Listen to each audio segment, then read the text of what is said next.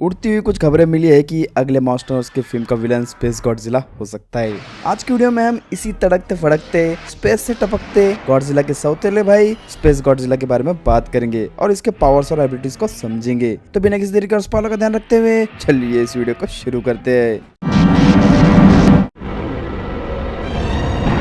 Space Godzilla Godzilla की तरह ही दिखता है, लेकिन इसके दिखावे में सबसे बड़ा बदलाव है इसके आंख पर के क्रिस्टल्स। स्पेस गॉडजिला हमारे गॉडजिला से थोड़ा ज्यादा एक्सरसाइज करता होगा, इसी वजह से शायद बंदे की बॉडी इतनी ताकतवर बनी है। ये आया कहाँ से है ये तो नाम सुनकर ही आपको पता लग चुका होगा। स्पेस गॉडजिला को गॉडजिला के इंटेलिजेंट दुश्मनों में से एक समझा जाता है। ये हमेशा अपनी स्ट्रेटेजी के साथ ही लड़ता दिखा है। ये कितना इंटेलिजेंट है इसका पता हम यहाँ से लगा सकते हैं कि इसने पृथ्वी पर बाकी मॉन्स्टर की तरह आते ही तबाही नहीं शुरू की थी, बल्कि शुरुआत में अपने इच्छा शक्ति से पृथ्वी पर राज करने का उसने सोचा था। हेसे फिल्म्स के एरा में गॉडजिला को नेचर का फोर्स माना गया था, लेकिन स्पेस गॉडजिला काफी अलग है। वो किसी अच्छाई और बुराई का प्रतीक नहीं है, बल्कि वो खुद ही एक क्रोध है। उसे कॉस्मोस से गॉडजिला को मारने के लिए भेजा गया था, क्योंकि गॉडजिला को मारने के बाद पृथ्वी पर उसे अपनी हुकूमत करने से कोई भी रोक नहीं पाता। स्पेस गॉडजिला का जन्म कैसे हुआ इसे अब तक कोई नहीं जानता, लेकिन उसके ओरिजिन को लेकर काफी मूवीज और गेम्स में अलग अलग थ्योरीज इंसानों ने बनाई है। एक बात सभी में कॉमन पाई गई थी कि वो स्पेस से आया हुआ गॉडजिला का कोई क्लोन है। गॉडजिला उसे स्पेस गॉडजिला में बताया गया था कि किसी तरह से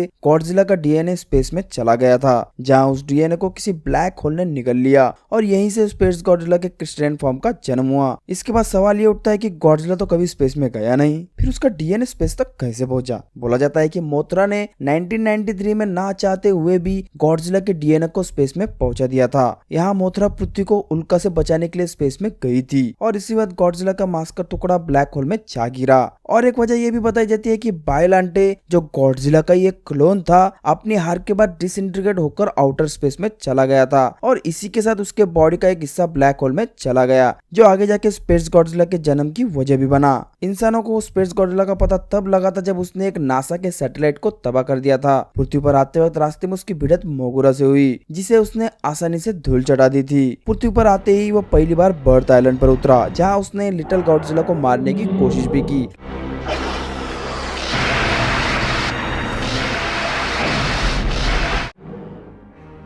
लेकिन वक्त रहते गॉडजिला ने उसे बचा लिया। यहाँ स्पेस गॉडजिला गॉडजिला पर भारी पड़ जाता है और उसे आसानी से हरा भी देता है।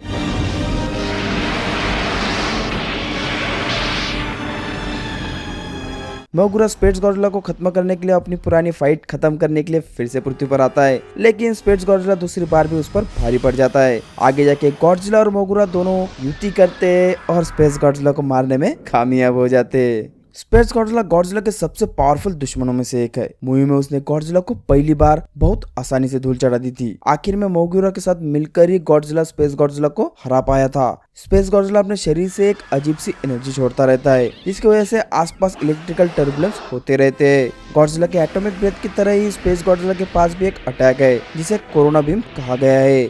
इस बीम को उड़ते वक्त भी कंट्रोल कर सकता है। स्पेस गॉडजिला के क्रिस्टल सिर्फ एस्थेटिक्स के लिए ही नहीं है, बल्कि इनसे उसकी शक्तियां और बढ़ जाती है। ये क्रिस्टल जितना बड़ा होगा उतना शक्तिशाली स्पेस गॉडजिला बनता जाएगा। इन क्रिस्टल से वो इलेक्ट्रिकल बोल्ट भी फेंक सकता है।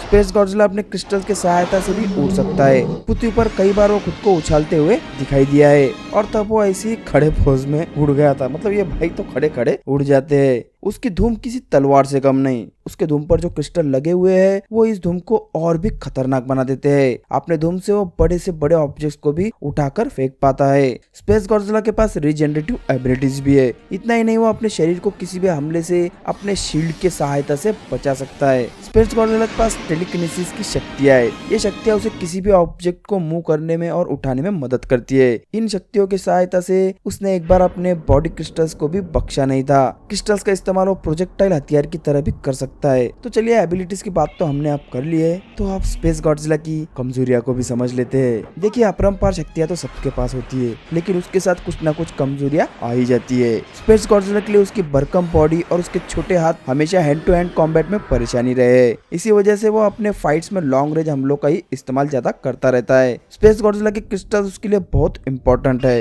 इन्हीं की वजह से उसे पावर्स मिलती है, लेकिन ये क्रिस्टल उसकी सबसे बड़ी कमजोरी भी भी है, क्योंकि इसे तबाह करना बहुत आसान है और इनके टूटने के बाद उसकी पावर्स काफी हद तक घट जाती है। मतलब आपको अब एक बात तो समझ आ गई होंगी, जो स्पेस गॉडजिला का पार्ट जो उसके क्रिस्टल्स है उसे सबसे ज्यादा पावरफुल बनाते हैं, यही क्रिस्टल्स उसकी सबसे बड़ी कमजोरी भी है। तो दोस्तों इस वीडियो को देख आपको स्पेस गॉडजिला के बारे में काफी कुछ पता चल गया होगा।